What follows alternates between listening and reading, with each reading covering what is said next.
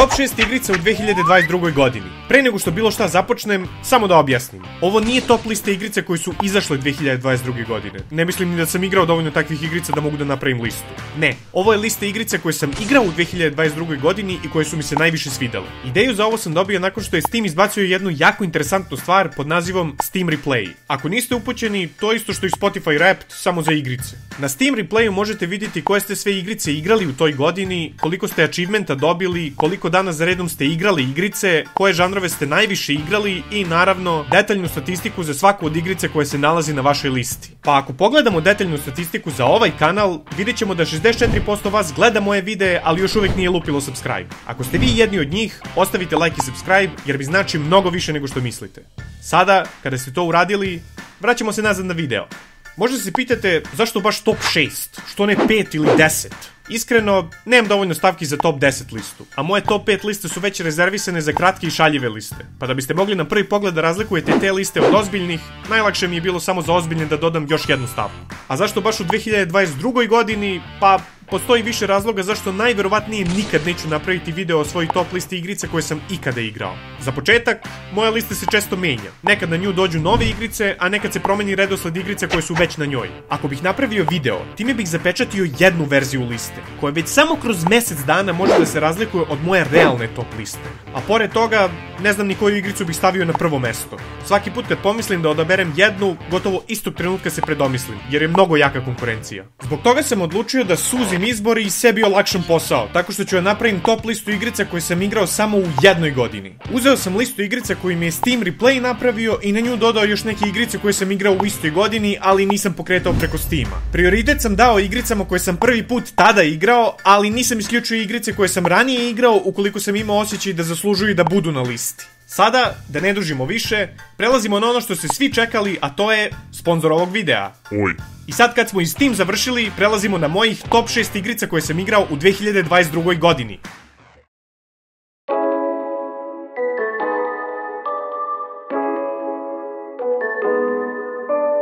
Escape Simulator je igrica za koju nisam mislio da će mi biti toliko interesantna, najviše zbog toga što ima simulator u imenu, a ja takve igrice automatski asociram sa prolaznim trendovima. Izašla je 2021. godine na moj rođendan, što je u mojim očima daje bonus poene. Ako ste ikada bili ili ste makar čuli za Escape Room, to vam je ova igrica. Nalazite se u sobi koja je puna dobro osmišljenih zagonetki i iza svaki se nalazi ključ za napredak. Svaki komplet soba ima drugačiju estetiku oko koje su sve zagonetke dizajnirane. Na primjer, u egipatskim sobama su zagonetke koje uključuju hieroglife, egipatske statue, pustinju, pesak, piramide i tako dalje. Igra dozvoljava co-op, što je po mom mišljenju mnogo bolje nego da igrate sami. Ja sam sve sobe prešao u saradnji sa Pandom i uspeli smo sve da ih završimo pre nego što je vreme isteklo. Jeste, postoji tajmer, ali u ovoj igri je mnogo bolje implementiran nego u Papers, Please. Ovdje, iako ti istekne vreme, i dalje možeš da nastaviš sa rešavanjem zagonetki, sve dok ne izađeš iz sobe, ali onda možeš da se vratiš i pokušaš ponovo da pređeš pre nego što istekne vreme. Na taj način ne moraš da se stresiraš oko vremena, nego svu svoju koncentraciju usmjeriš ka zagonetkama. Kao što sam rekao, mi smo prešli sve sobe, ali odlična stvar kod ove igre i koju mislim da bi trebalo svaka igrica da ima, jeste mogućnost pravljenja sopstvenih soba. Nisam još uvijek stigao da isprobam community sobe, ali sama činjenica da postoje znači da ova igra ima potencijalno beskonačno nivoa. I tako bi trebalo da bude. Koliko god da su developeri kreativni, fanovi će uvek biti kreativniji. Zbog toga nema razloga da im kao developer ne dozvoliš da kreiraju sadržaj za tvoju igricu potpuno besplatno. Veoma pametan potez i nadam se da će većina igrica u budućnosti implementirati nešto ovog tipa. Samo se nadam da community sobe neće imati istu sudbinu kao one iz Portala 2, jer tamo malo teže, ali jako dobro osmišljene sobe ostaju neocenjene jer ljudi jednostavno ne uspevaju da ih pređu. A relativno lake, ali ne preterano interesantne, dominiraju na workshopu samo zato što se lako prelaze. To je veliki problem kod puzzle igrica jer ljudi koji nemaju strpljenja odustanu čim naiđu na najmanju prepreku. Mada dok sam pisao ovaj scenario, video sam da je prošlog meseca izašao novi DLC za ovu igricu, tako da ne mislim da će joj u skorije vreme opasti popularnost.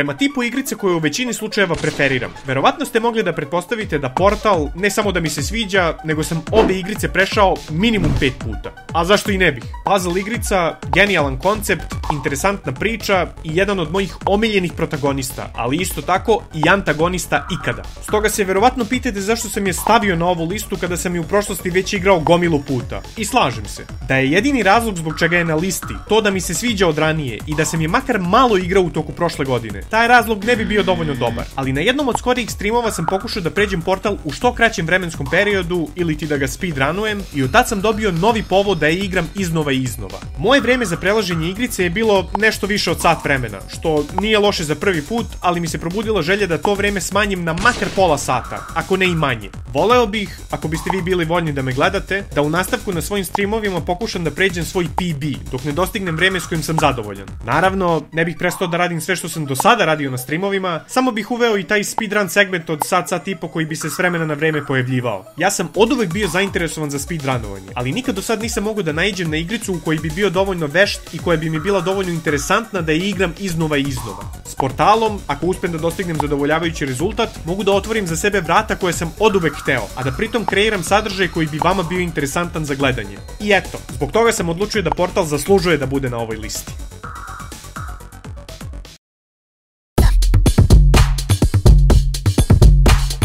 Ako ste gledali moj najpopularniji video na kanalu, onda ste upućeni u to šta mi se sviđa, a šta ne kod LEGO igrica. Iako sam ih samo nekoliko prešao u potpunosti, primetio sam da su u sklopu franšiza igrice postajale sve gore i gore. Možda sam baš ja imao nesreće i odabrao jedine dve igre čiji su nastavci lošiji od originala. Ali teško mi je da zamislim da to nije slučaj kod ostalih LEGO igrica, pogotovo kod ovih koji su izašle nakon prvog LEGO Batmana. Za divno čudo, iako sam od LEGO Indiana Jones 2 dobio migrenu, prva igrica koja je nakon nje izašla mi se iznenađujuće mnogo svidela. U pitanju je LEGO Harry Potter 1. Ova igra, nalik ostalim licenciranim LEGO igricama, prati priču iz filmova, ali prevedeno u limitacije LEGO sveta, sa segmentima koji su dovoljno izmenjeni da budu zanimljivi za igru, ali da pritom makar podsjećaju na odgovarajuću scenu iz filma koju repliciraju. Ovu igricu sam počeo da igram jer mi je bila potrebna neka igrica koju mogu da igram na gamepadu dok vozim sobni bicikl, a sve Harry Potter filmove sam odavno gledao pa ne mogu da ih spojlujem sebi igricom. Toliko mi se svidala da sam jedva uspeo da prestanem da igram u momentu kada je trebalo da editujem, pa sam na kraju odlučio da je igram na streamu i od toga napravim sadržaj. Ne mogu da kažem da je bolja ni od LEGO Indiana Jones 1, ni od LEGO Batman 1, ali za sada se nalazi na sigurnom trećem mestu od svih LEGO igrice koje sam igrao.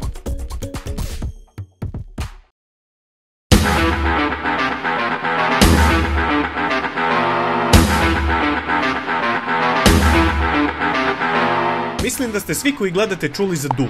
Iako možda nikad niste igrali, sigurno ste se u nekom trenutku u životu našli u situaciji u kojoj neko spominje ovu igricu. Nije ni čudo kada je ovo možda najbitnija igrica koja je ikad izašla. Originalni Doom je bio toliko revolucionarni pomak za čovečanstvo, da bez njega možda ne bismo imali Windows operativni sistem kakav imamo sad. Legenda kaže da je Bill Gates bio toliko impresioniran i inspirisan ovom igricom, da je ona jedan od razloga zašto je napravio Windows 9.5 i reklamirao ga kao najbolji operativni sistem za gaming u to vreme. Windows 95 is the game platform.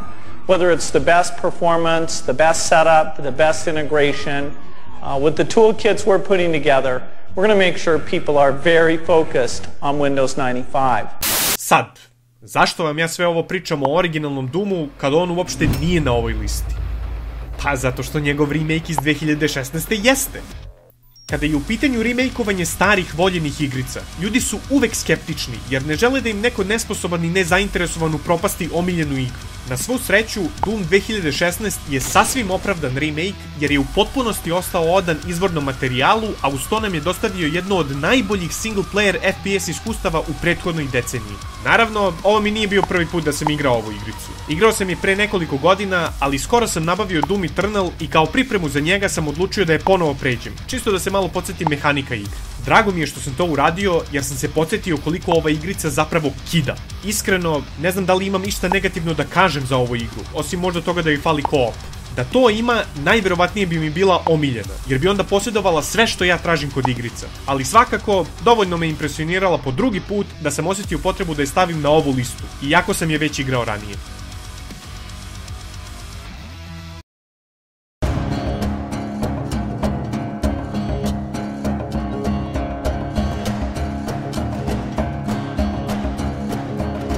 Prvi pravi video koji sam izbacio na ovaj kanal bio je vezan za Borderlands franšizu. Taj video ne samo da je bio povod da napravim kanal, nego mi je bio nacrt za sve buduće videe koje sam planirao da na njemu izbacim. I dan danas je za mene sigurno među top 5 omiljenih videa koje sam ja napravio i primećuje se i zašto. Jako temeljno sam obradio temu i kroz video se primećuje koliko je meni stalo do ove franšize i koliko mi je krivo što sve igrice nisu na istom visokom nivou kvaliteta. A zašto sada ovo uopšte pričam? Pa, zato što sam prošle godine napokon igrao dugo očekivani nastavak na moju omiljenu igru iz ove franšize, a to je Borderlands 3. Moram da priznam, na prvi pogled mi se nije svidala. Prethodne 3 su imale veoma sličan interfejs, pa zbog toga što ova po tome odstupa, mislio sam da će isto da se prenese i na ostale aspekte. Jako mi je drago da mogu da kažem da nisam bio u pravu, zato što je igrica uspela da dostavi mnogo više pozitivnog od onoga što sam očekivao. Za sada sam samo jednom prešao normal mode sa klasom Siren, naravno, ali sam ga prešao 100%. Uradio sam sve sporedne misije, pronašao svaki collectible i prešao sva 4 DLC-a, za koje moram da kažem da su bolje od same igrice i da su vredeli svaku paru. Počeo sam da igram True Vault Hunter mod i ostvario znatni napredak, ali još uvek nisam imao priliku da igram co-op, a iz mog iskustva na taj način je mnogo zabavnije igrati Borderlands igrice. Jedva čekam da isprobam i ostale klase, ali sam se možda malo zeznuo što sam počeo od Siren, jer ako gledamo po prethodnim igricama, najverovatnije ni jedna druga neće moći da mi bude interesantnija.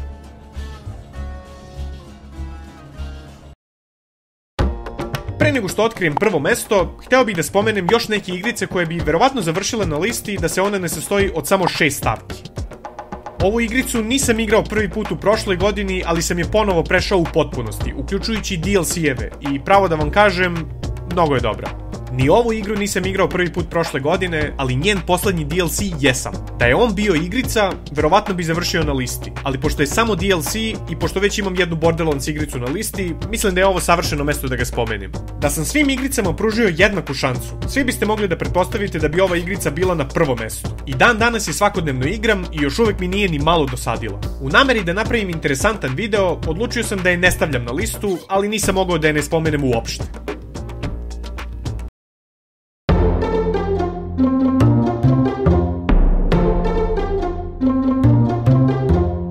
Igrao sam dosta interesantnih igrica prošle godine. Neke koje sam igrao po prvi put, a neke koje sam već igrao ranije. Većina mi je bila jako zabavna, ali isto tako, za sve igrice mi nije bio problem da ih ugasim ili jednostavno da ih ni ne palim ako znam da na dnevnom redu imam obaveze kojima moram da se posvetim. Za sve igrice, osim za jednu, a ta igrica je Stardew Valley. Ovo je bilo najveće pozitivno iznenađenje za mene u prethodnoj godini. Jedino što sam u igri znao pre nego što sam je pokrenuo je da je dosta ljudi hvali i da ju je samo jedan lik napravio. Da budem fair, imao sam jako klimav početak. Nisam znao šta treba da radim, nikad nisam imao dovoljno para, energije ili vremena da uradim ono što sam zamislio i mnogi zadaci u igri su mi izgledali gotovo nemogući. Ali odlučio sam da ju pružim još jednu šansu i od tada jednostavno ne mogu da prestanem da je igram. Mnogo toga sam ostvario, ali svaki put kada pomislim da se bližim kraju, naiđem na nešto novo što mi bukvalno otvori novi svet mogućnosti za koje pre nisam uopšte znao. Kada sam editovao svoju recenziju za GTA San Andreas, morao sam sebi da dam zabranu da uopšte razmišljam o Stardew Valley, jer da to nisam uradio, recenziju još uvek ne bi izbacio. Možda vam na prvi pogled deluje kao glorifikovani Farmville, ali verujte mi, ova igrica je mnogo više od toga. Ako joj pružite šansu i prebrodite prvu nedelju dve u igri, garantujem vam da će vam se svideti. Možda ne u ovoj meri, ali sigurno ćete imati pozitivno iskustvo. Sada ću da kažem nešto što će najverovatnije biti kontroverzno i okrenuti dosta vas protiv mene, ali dozvolite mi da objasnim. Ako ste gledali moju recenziju za Papers, Please, već znate koliki problem ja imam sa igricama u kojima timer igra bitnu ulogu. Ja nisam neki hardcore gamer, što možete i da primetite po mom izboru za prvo mesto. Meni više prijaju lagane i sporije igrice u kojima postepeno ostvaruješ progres i nisi non stop napet. Ironično zato što sam malo pre rekao da bi mi Doom bila omiljena igrica da sadrži co-op, ali verujte mi, ima smisla. Kada je u pitanju solo igra, tu preferiram lagane igrice, ali od toga mi je uvek draže da igram sa prijateljima. Sad, ja sam počeo normalno da igram ovu igricu, ali moram da priznam da mi je to što dan traje toliko kratko malo više smetalo. Stoga sam instalirao mod koji ti omogućava da usporavaš, ubrzavaš i zaustavljaš vreme. Razumem da bi neki od vas rekli da cheatujem, ali meni je na taj način mnogo zabavnije igrati. Retko kad zloupotrebljavam taj mod, ali ako želim da stignem istog dana do neke prodavnice pre nego što se zatvori, ili ako ceo dan provodim ispred pećnica čekajući da mi se ispeku poluge, usporavanje i ubrzavanje vremena u tim situacijama respektivno je više nego dobrodošlo. Naravno, ukoliko biste hteli da uradim recenziju na ovu igricu, ne bih koristio taj mod, igrao bih legitimno. Ovo što ga koristim privatno je samo za moju dušu, da mogu da uživam u nečemu što mi je zabavno. Za razliku od kompetitivnih igrica, korišćenjem ovog moda ne mogu nikoga da ugrozim osim samog sebe, a ja se uopšte ne osjećam ugroženo. Verovatno ću u jednom trenutku i prestati da ga koristim i da će mi tada igrica biti još interesantnija, ali za sada, dok sam još uvek početnik, uživam u svom laganom i postepenom progresu.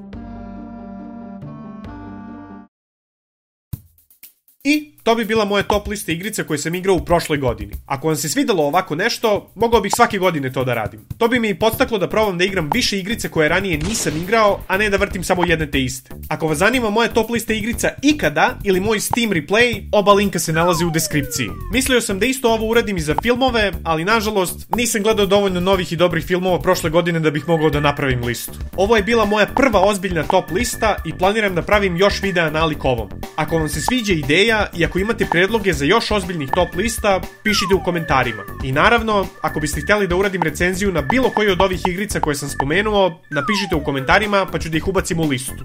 Skoro sam izbacio recenziju na GTA San Andreas koju sam jako dugo radio, pa ako vas to interesuje, kliknite na video na ekranu i ne zaboravite like i subscribe. Za kraj, veliko hvala Sava Ivković, Antonio Gorišek, Daniel Cvijanović, Johnny56, Hello MDFK, Lovro Riger, Lukašin, Mario Vrećo, Tryhard Tadej i Vlad Baš. Da biste se našli na listi, na ekranu kliknite join, postanite boj i povećajte svoj mozak.